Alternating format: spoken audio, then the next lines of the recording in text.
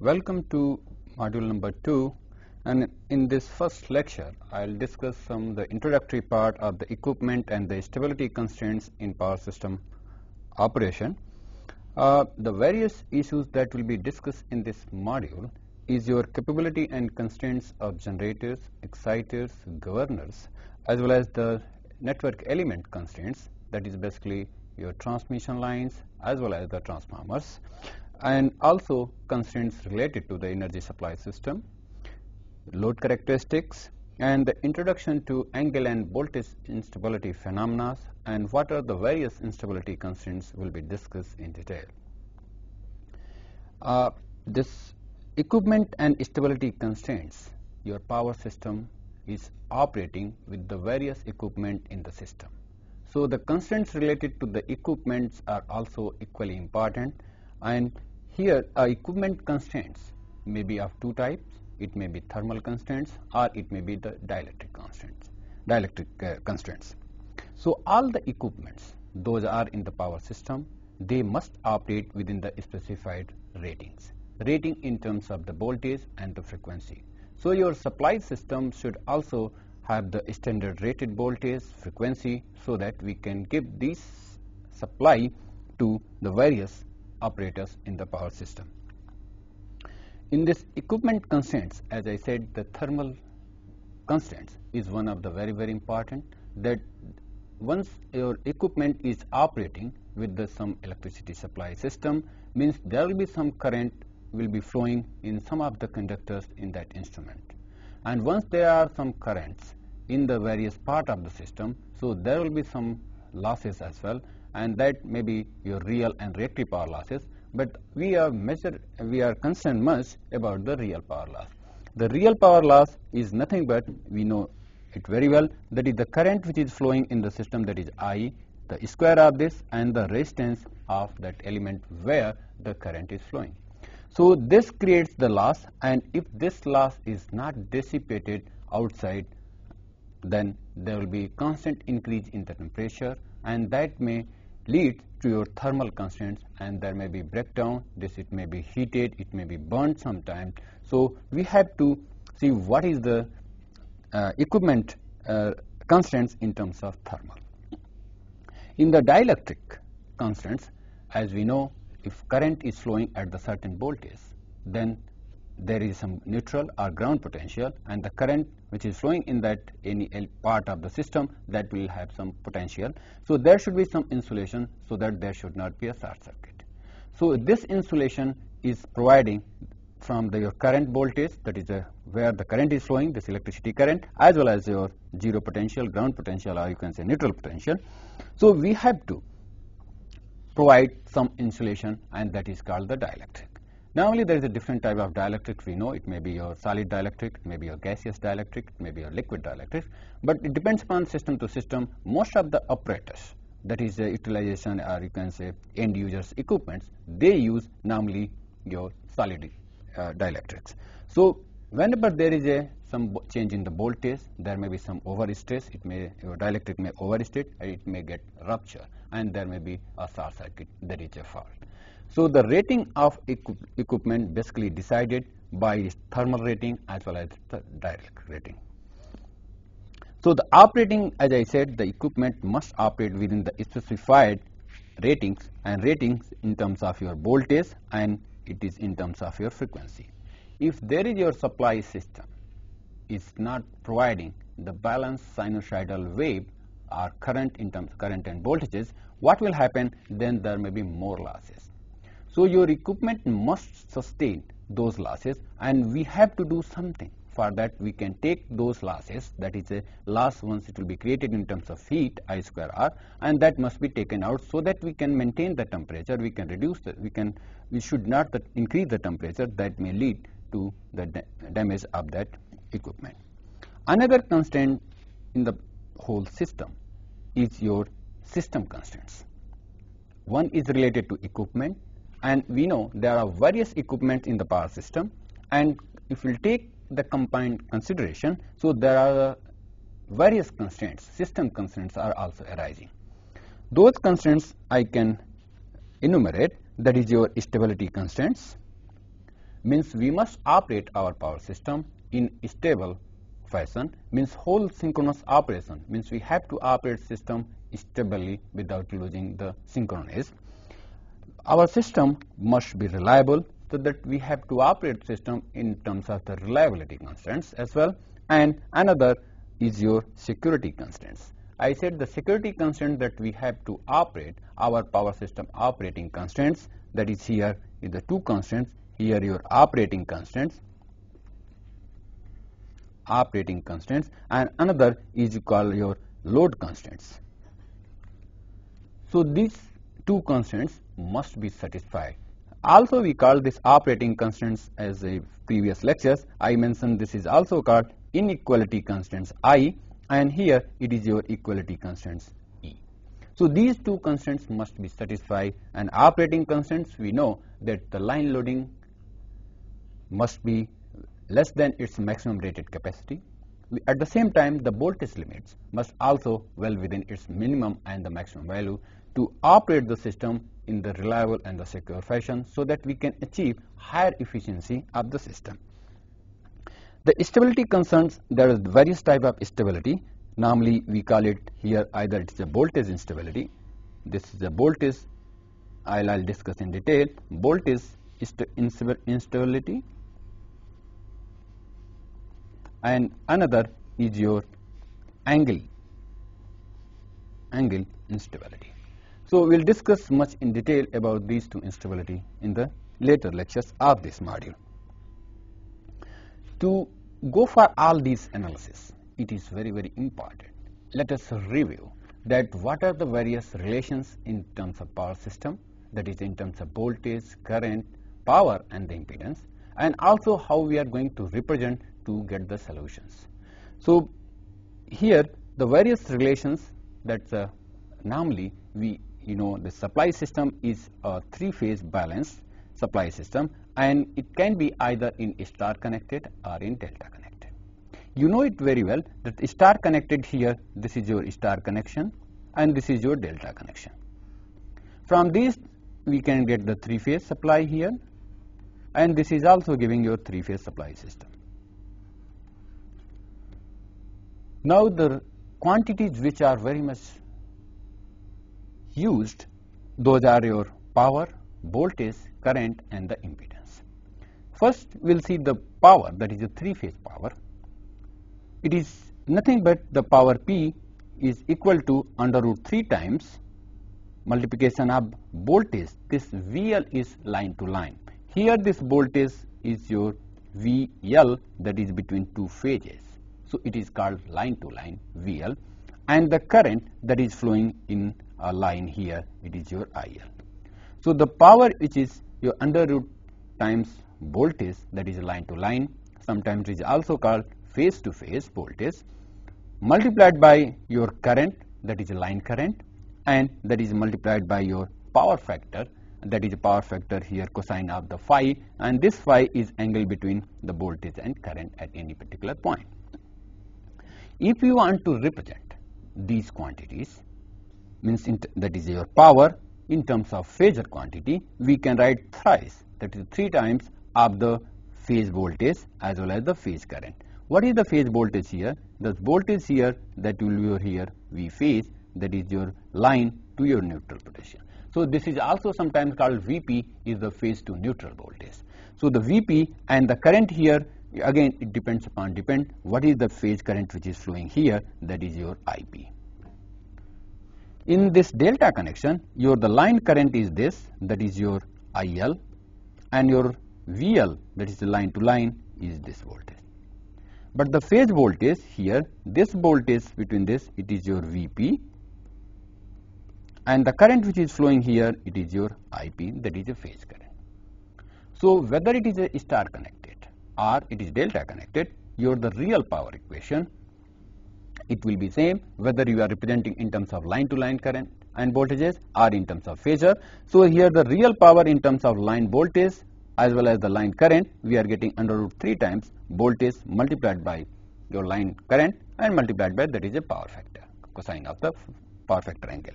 If you are representing in this phasor, phase voltage and phase current, so it is a thrice of here the phase voltage multiplied by phase current multiplied by your power factor. What is happening here? You can see why it is a thrice. Because we have the three phases, one phase, second phase and third phase here. So the phase power here 1, this and this all will be added together and this is a thrice. We are assuming the phase power here, this is a balance. So the power in one phase will be here in the same this phase, second phase as well as in third phase. Similarly here also the voltage here Vp multiplied by Ip for one phase, for here another phase, here for this. So if it is your A phase, this is your B phase and this is your C phase. So the phase A power, phase B power, phase C power will be added together and that will give you a real power. But now let us see this relation, that is a voltage, line to line voltage and the phase angle as well as the current relation for these two configurations. So line voltage here you can say this is between the two phases.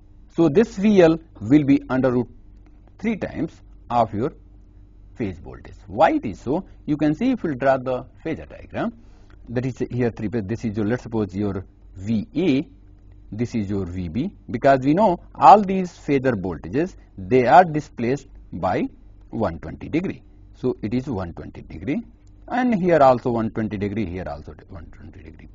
So if you see the resultant voltage, means I want to write the voltage VAB, here this is your VAB, means VA minus VB, this voltage. So this VAB will be your line to line. Here what is that? I am writing this is your VL. So we can very easily show that this magnitude, this VAB will be, means I can say this VAB will be under root 3 times of your VA, that is this magnitude. So we can say your this line to line voltage will be under root 3 times your phase voltage, because this is your phase voltage, this is your phase voltage, this is phase voltage, this is your line voltage, this is line voltage, this is also your line voltage. So the line voltage is related with under root 3 times of your phase voltage in the star connected. So this is your star connected configuration and this line current. Now you can see here the line current in this configuration, which is here line current, that is equal to your phase current. So whatever the current which is flowing in this phase A is your line current here. So that is written here in the star connected, this current, this line current will be equal to your phase current. Let us see in the delta connected. Now you can see the delta connected. What is happening here? This is your Vp and this is your VL. Now you can see here this voltage and this voltage, again it is a VL. Similarly you can see this voltage, this phase voltage, this Vp is equal to your VL. So I have written the line voltage will be equal to your phase voltage. For the current now it is reverse, because here it is a line current, here it is your phase current. So there are some currents, it is the addition of the two currents which is flowing here, it is a phase A, phase B. So similarly if these are the currents, then your this line current will be 3 times of your phasor current. So these are the relations which are very widely used in the power system. We have seen that people gets confused with this line voltage, phase voltage and this and that. Normally some students they ask that if a system which is written that it is 11 kV 3-phase system. So this voltage, whether it is phase voltage or line to line voltage, so if nothing is mentioned, so this voltage is always line to line voltage. So there should not be any confusion that the voltage which is mentioned here, it is always line to line voltage rather than it is a phase to neutral voltage if it is a 3-phase supply system is there. In the single phase supply system, there is no concept of line to line and the phase, because always is a phase. We always measure the single phase to neutral voltage.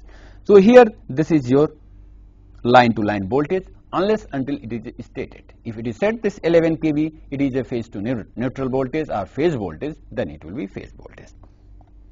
So this is basically the relation between voltage, current and the power.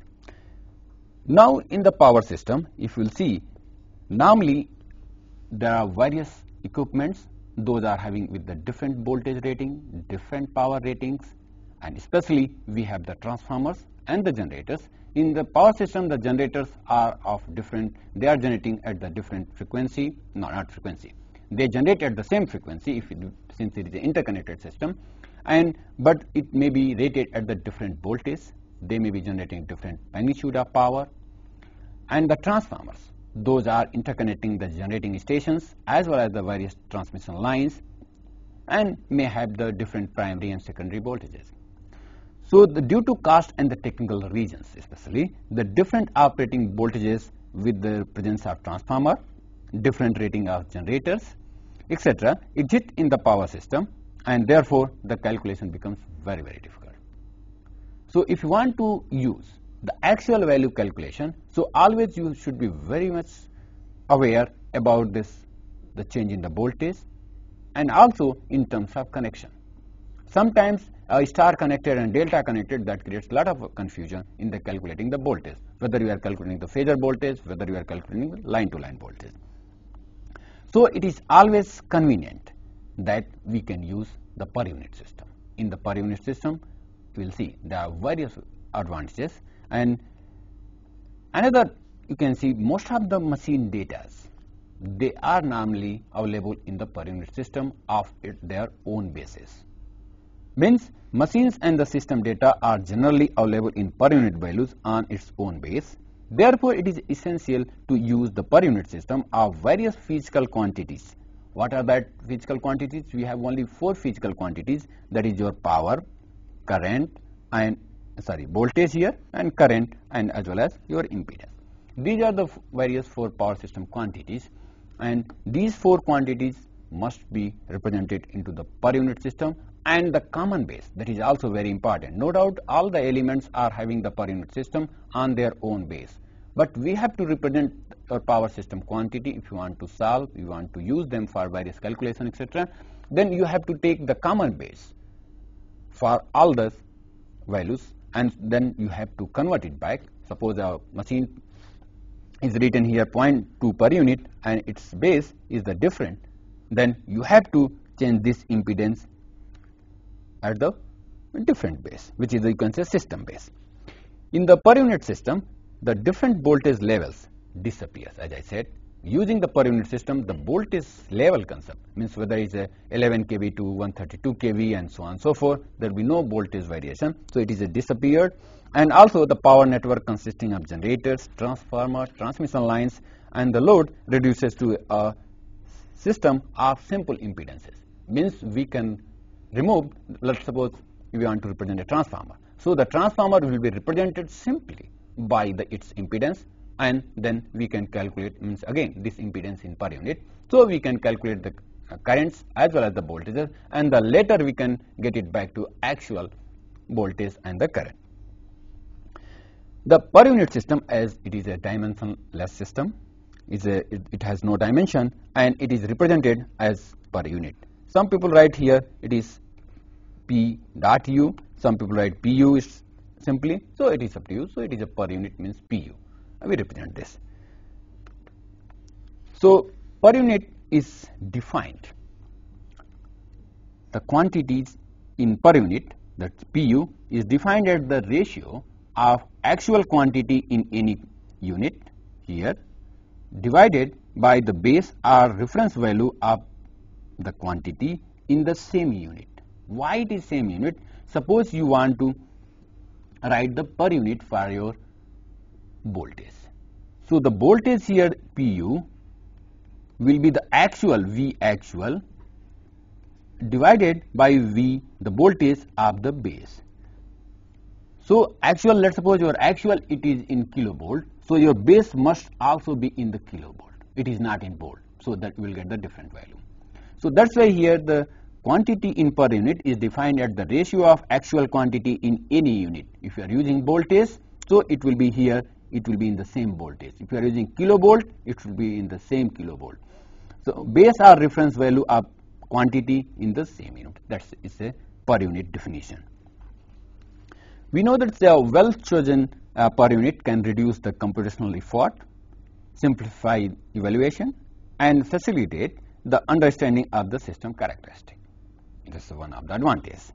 The selection of base quantities are also very important Some of the base quantities are chosen independently and arbitrarily, while others follow the automatically depending upon the fundamental relationship between the system variables. Because in the power system, I said there are various elements including transformers, transmission lines, generators, and they are of different rating. So you have to start by taking one base for one element, and then you have to follow with the various elements which are keep on transforming the voltage. Therefore, the bases will be also changed. I'll come to that point later.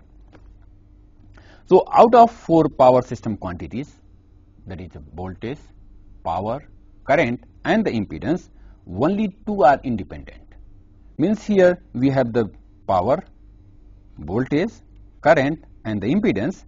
Only the 2 are the independent. So we have to take the only 2 bases, and other 2 bases we calculate by knowing this one.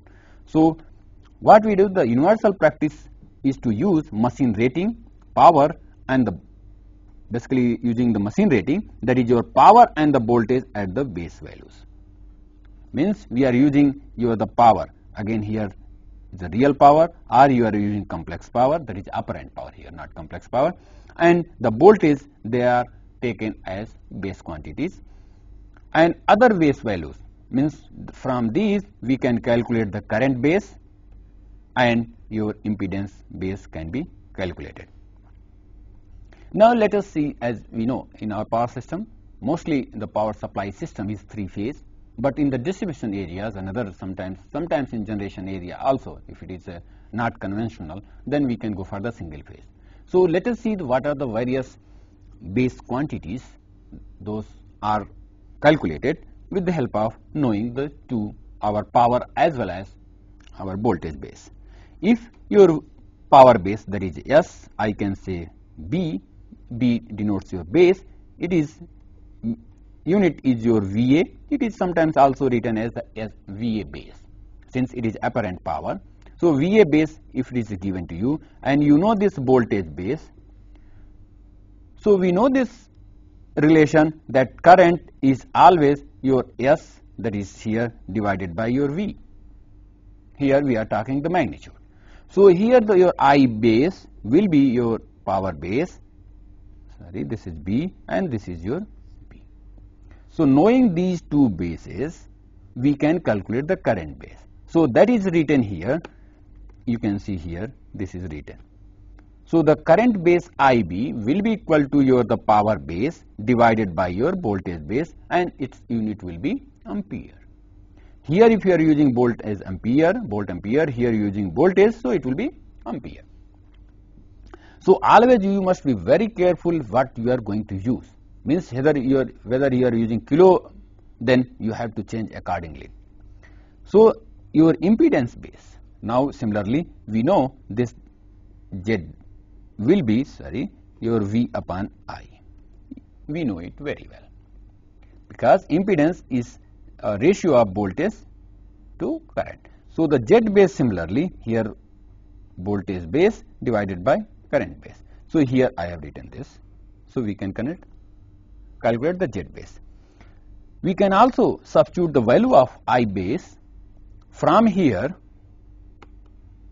If we put this value, then we will get this relationship, that is your voltage base is square divided by power base, and it will be in ohms.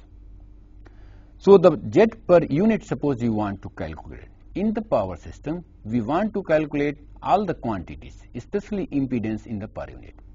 Because now knowing the voltage base is known to you, actual value you can divide. Means your voltage per unit here is actual voltage divided by voltage base. But this Z per unit is defined as actual impedance Z of any element. Element in the power system is broadly the 3 elements, that is your branch, includes your transformer and transmission line, and it can be your generator and some other devices like reactors, your reactors, capacitors, etc. So the actual impedance Z per unit is equal to your actual impedance divided by base impedance. This base impedance we calculated from the previous equation. So I can write here this Z multiplied by the VVA divided by voltage base square. Normally, in the power system, the voltage is here, it is given into the kilovolt. The unit is not volt, it is in terms of kilo, and your power, that is your S, it is given in your MVA. So we know this is the M is mega volt ampere and it is a kilovolt ampere. So we can write here this Z multiplied by MVA base divided by KVA, KV base, means the voltage base in terms of kilo and here in terms of mega. Or if you are using the power base in terms of here in KVA, it will be Z multiplied by KVA divided by kilovolt, that's the base in terms of kilo, square multiplied by here 1000. So knowing all these base value, whether you are knowing in the voltage or in kilovolt, and the power base in terms of actual VA or KVA or MVA, we can calculate the Z per unit for the single phase system. Let us see now the three phase system. Three phase system is slightly different than because single phase system is very simple. In the three phase system, now we have to calculate this base current. Here also we know this power S is nothing but it is your under root 3 VL IL. So this voltage, this VL, we take this line to line voltage as the base value. So we can write this I here base is your KVA divided by your kilovolt of under root 3. Means here your I will be your S over under root 3 V. So this IB will be your here B power base divided by under root 3 times voltage base.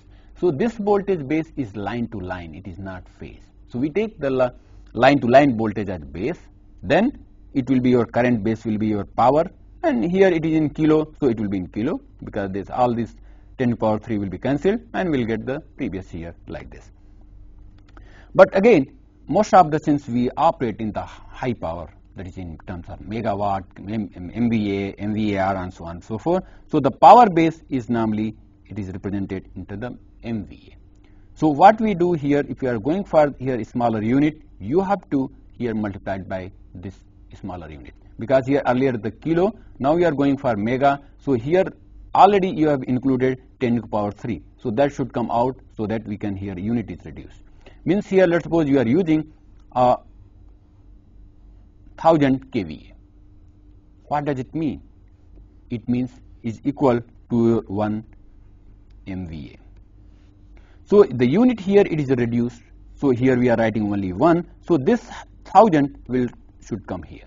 So we are multiplying by 1000, that's the kilo part, and then this MVA divided by under root 3 kVA, and this is your ampere. Base impedance Z base can be written with this expression. Now this is, you can understand why I have written like this. That can be explained here. This Z, we know this Z is your V phase divided by I phase, because the Z is always, there is no concept of Z line to line. So Z is always for, let's suppose this is a transmission line, this is your inductance, this resistance. So this value is per phase value. So this Z is always Z phase, there is no concept of ZL, it is no. So this Z phase will be equal to your V phase divided by current phase. Since our base here base was your VL, and we know this VL is your VP under root 3, means your V phase is nothing but VL over under root 3. So here I can write this Z will be your VL under root 3 I phase. So the current here, it was your phasor in the star connected. If you are using this, so in this case your this is equal to the phase current will be equal to your line current. So using this we can write here VL divided by under root 3 IL.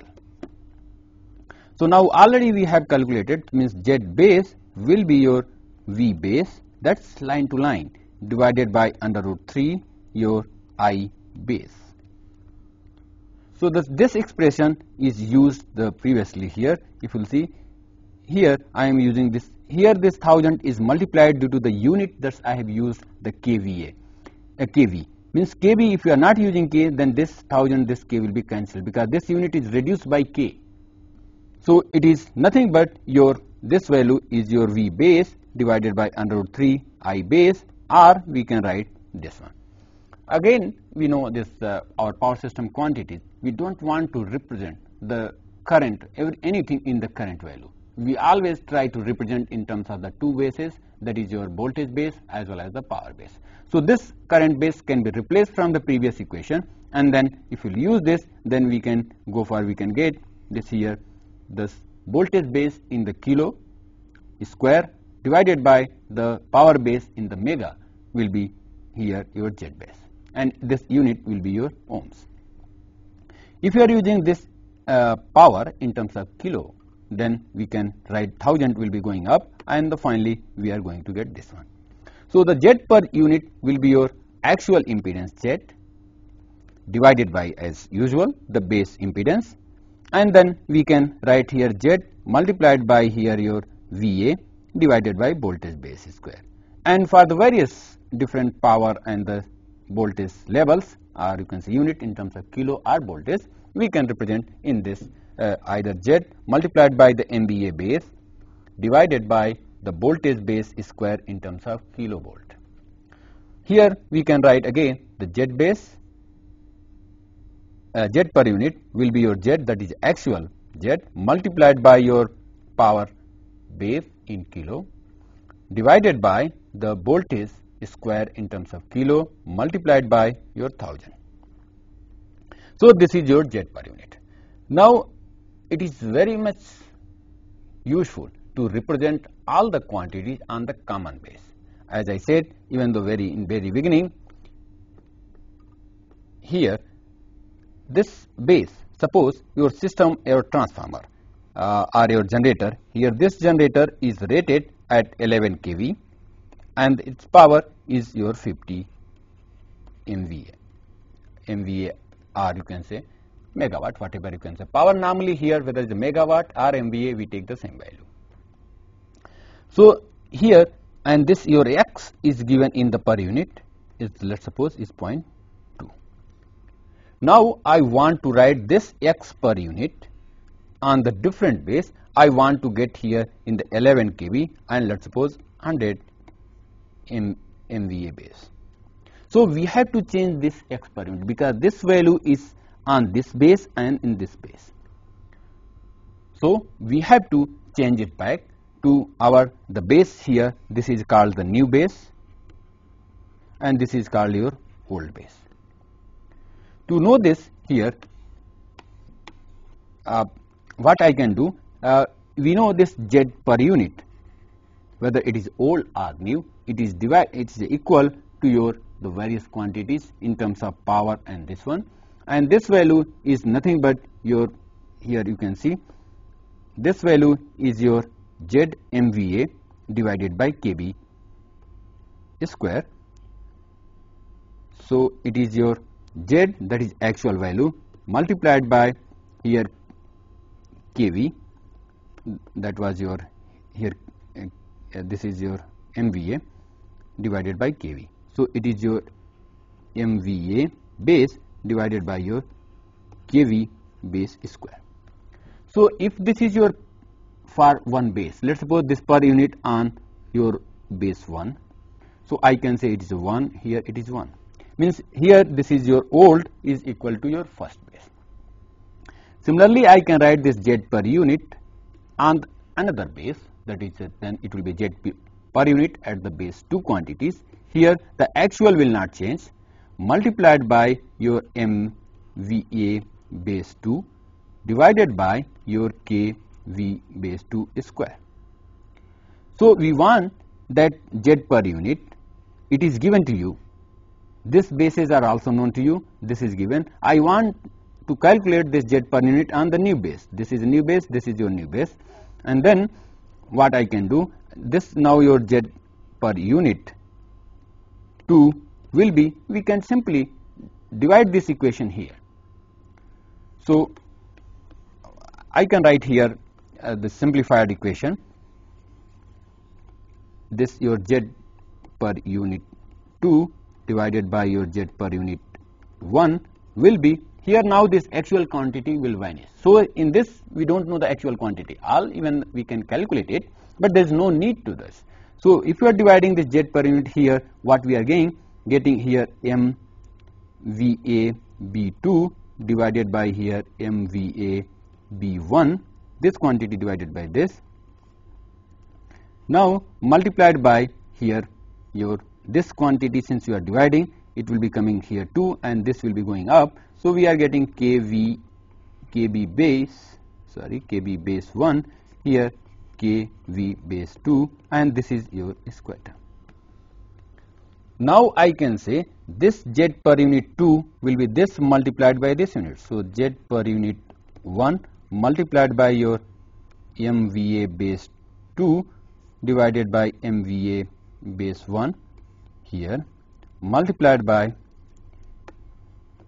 your this KV base 1 divided by your KV base 2, and this is the square term.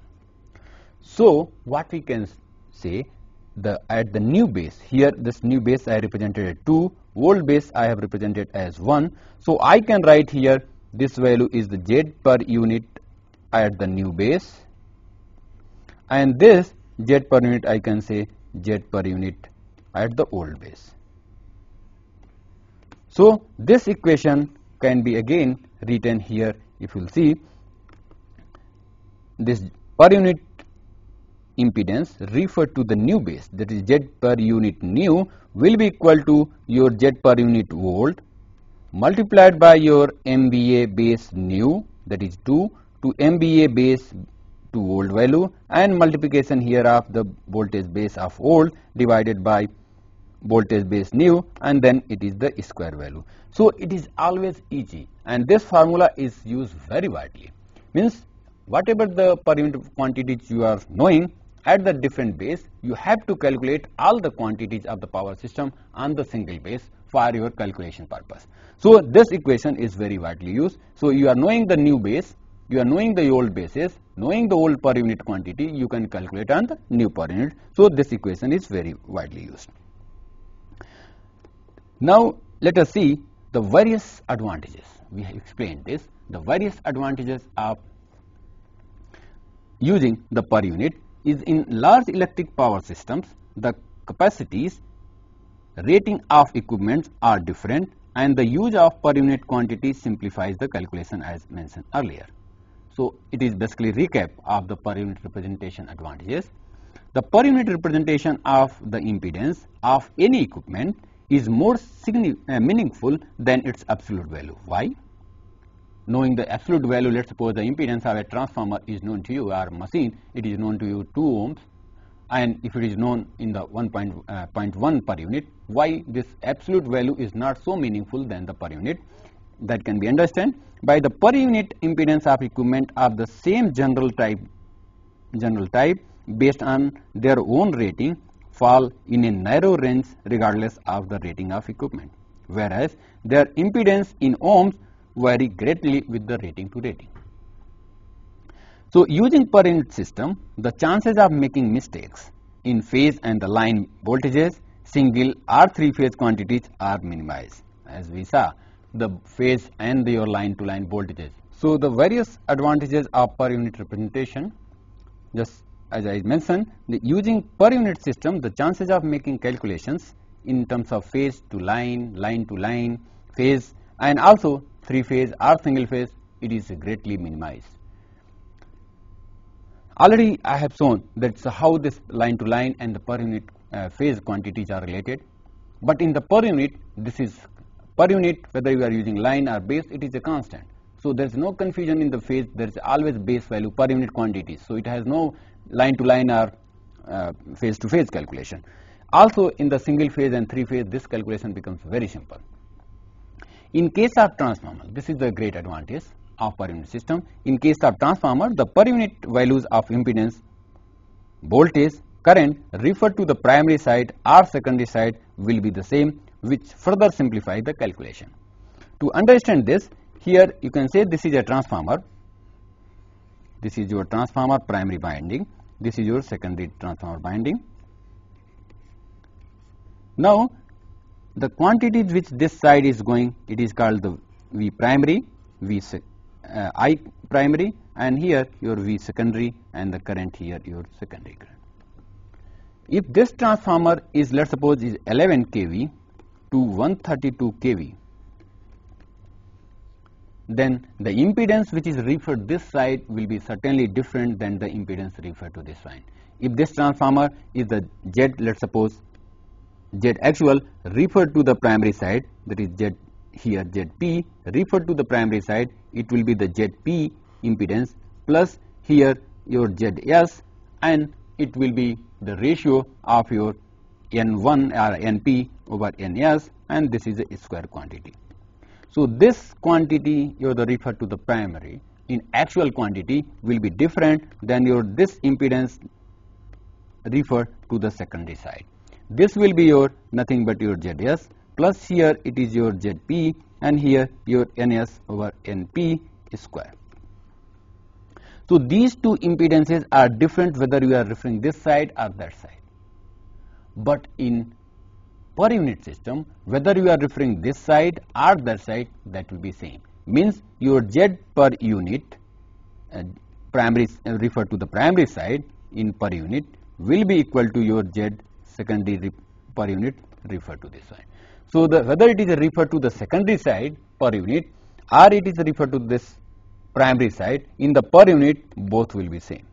So it simplifies, means this transformer is simply represented by the impedance here Z, and it is in per unit. So now it is irrespective of the referred to the primary side and secondary side. This is the great advantage of the per unit system. That can be proved, which is very easily, and you will find all these proofs in the various books. Here normally what we do, the base now, another important quantity here is the base, this primary side, your here this Vp will be the base. However, in the secondary side, this voltage will be this base. For example, for this transformer, the voltage base in the primary side, it is 11 kV. However, in the secondary side is a, I can say, primary side.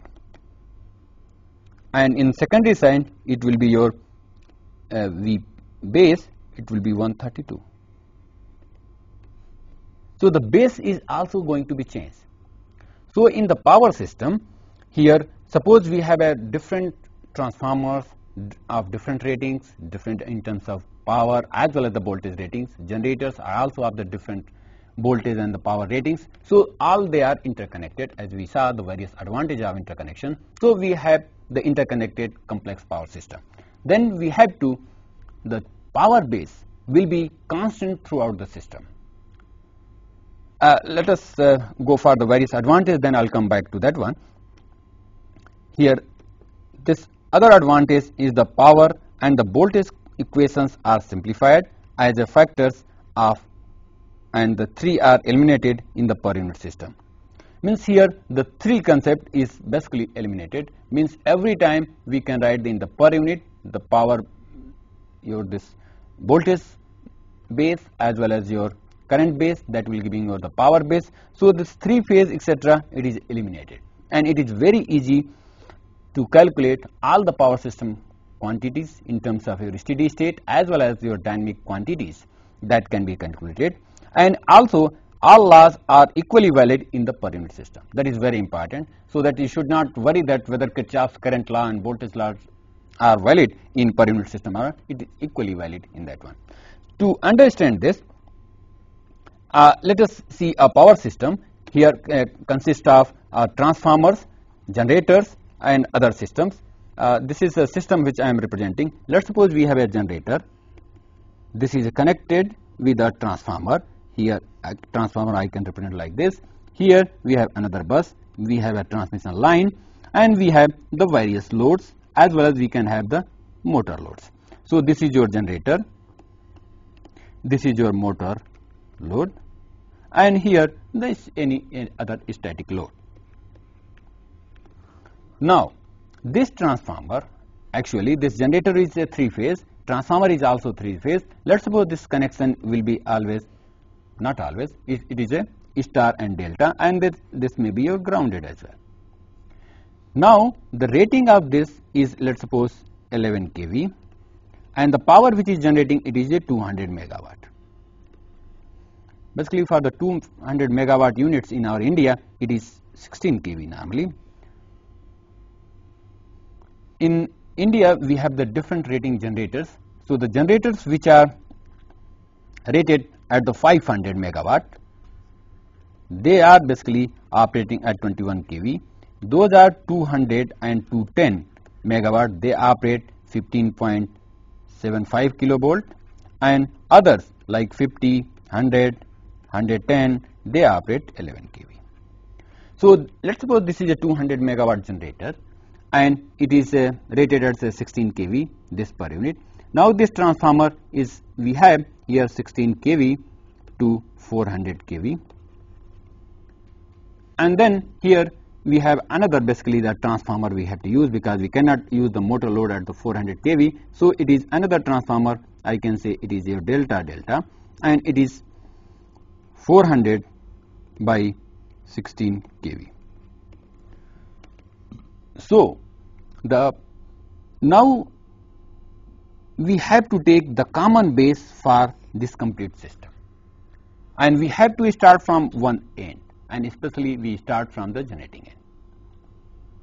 So our voltage base, if we start from this generator, let's suppose it is a 16 kV. So this is your VB. I said it is a 3-phase generator and it is set 16 kV voltage, means it is a line to line, and that will be the base value.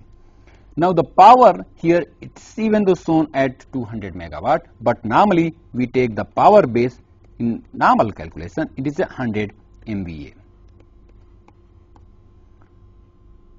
So this power base will continue and it will be same throughout the system. However, the voltage base will keep on changing. Now you can see at here, at the primary side of this transformer, the base will be your 16 kV. However, this side, since we are transforming with this transformer, so voltage base at here, it will be 400 kV. So the base for this transmission line, the voltage base of this transmission line will be, this is your voltage base, and the power base will be your 100 base. Now again, if you are going for, again this transformer is used, means again we are using 400 to 16 kV, means we are stepping down. So the voltage base at this bus, again it will become the 16 kilovolt, and the power base, as I said, it will be continued throughout the system. So what happens? Then you have to calculate, because this transformer is one element, this is one element, this is another element, this is another element, and this is also an element. So we have to convert all the quantities on the single base. So for example, if here we have given the per unit impedance of, let's suppose this generator is given 0.2 per unit. For this transformer it is written, let's suppose 0.5 per unit, and again here this is a voltage rating, and all the, as I said, all the elements, they will be rated with its maximum power that it can handle, and again it depends upon the constraints, how much power it can handle without excessively heating, and it should not burn, means continuous rating of the apparatus. So let's suppose it has your 300 MVA rating, and this line is there, its, let's suppose impedance is 50 ohm, and it is, let's suppose only X is there, and then we have another transformer of the same rating, and then we have the motor load. Now what we have to do, we have to basically calculate the impedance of this on this base, because this value is given on this base, this value is given on this base and in this base. So we have to change it, we have to change in this value base, and so here we can, as I said, I said that Z per unit at the new base will be equal to 2, here Z per unit 1, here multiplied by MVA new base over MVA 1, and here multiplied by your KV 1 divided by KV 2 of a square. So we have to see the voltage is same, so there is no use of this, and here 200 means now it will be your Z per unit old is 2 multiplied by MVA 2 is now your 100, new one is 100, and the old on which it is given it is 200. So it is your 200. So now we are getting this 1 per unit. So for the calculation on this base, your now this impedance of this generator will be taken at here Z per unit of this generator is this. Here resistance is neglected basically. Similarly, we have to go for this one and then for the other element. Here for the transmission line we have not written in the per unit, because the transmission line the voltage rating is very difficult to define. It is very easy to calculate R, L and C, as you know the these elements parameters of the transmission line we will see later also. And then we have to calculate what will be the base. For this line the power base will be again it is your 100 MVA. However, the voltage base will be your SB will be your 400 kV. So you have to calculate the Z base, and then we can calculate the Z per unit of this line will be Z upon Z base, and then we can whole this system will be represented by the impedance diagram, and that impedance diagram of this will be here. This is your only simply this generator is represented by its impedance. Then this is this bus, and since it is a voltage source, here it is generating, and here there will be some ground. This is a star connected generator. Now for the transformer here we are simply representing as the impedance. This is another bus. So this bus correspond to this bus correspond to this, and then we have this impedance of the transmission line, and then here we are having the impedance of again another transformer here, and then we have again at this bus we have a load, and we have a motor, and this motor is again motor, then it is a grounded. So basically this is the impedance diagram, and based on that now we can calculate this current knowing this voltage here, and we can calculate other quantities of the power system. So this is whole beauty of the per unit system. That's why I reviewed, because in all our calculations later on you will go in the per unit calculation, whether we are calculating our AGC, that is the automatic load frequency control or automatic generation control. In that I will be using the per unit system. Also in the stability we will see the various here in the per unit system. So this is basically total about your per unit system representation. Now let us come to the various equipment of the power system, and those are here. The first one is that is called the generators. Generators are the source of a power system, means they supply power to the grid, to the system, and that power must carried by the transmission lines, transformers, distribution lines, and finally it is reaching to the various customers. So for the electric power generation, normally it is a three-phase synchronous generators driven by either steam turbines, hydro turbines, or it is a gas turbine, known as the alternators are used. Normally these generators are also called the alternators. Why it is actually this is a very old term. Alternator means they provide the alternating voltage, that is here this voltage normally they are providing. So it is alternators, and since there is alternating current, and you know they provide the AC current, this is alternating current. So they are called the alternators as well. In other cases, as I said, it is a synchronous generators. We have the two type of generators, and broadly in the AC we have a two type of machine. We can say the synchronous, another is your induction. Induction generator, generators are having some inherent problem, and therefore they are not widely used. They are only used for some specific purpose, like a wind turbines where there is a variable speed is there, and other related. But the synchronous alternators for all the conventional power system, that is your steam, hydro and the gas, they are used. So it is very, very important to know about their limitations, their constraints, so that we can see and we can feel about the power system constraints. So the equipment constraints in terms of generator, that is your alternator, and alternator I am talking about only the conventional power generators, that is your whether it is a coal based, that is a steam, hydro, or it is gas turbines. Basically we have a 4 type of conventional, that is your steam, hydro, gas, diesel, as well as the nuclear power station. So we use the synchronous generator. So we will see the limitations, and to know the limitations and the capability of these generators, we must see the various type of generators and how their phasor and other relations are derived, so that we can go far with their capability limits. So in this lecture, now I can recap, we saw various constraints, that is I briefly said that it is related to the system constraints or related to the equipment constraints. They are very, very important. And then we saw the per unit representation, their advantages, and that those advantages are very, very useful for the power system analysis, and also in this power system operation and control we will use those quantities in the further lectures. Thank you.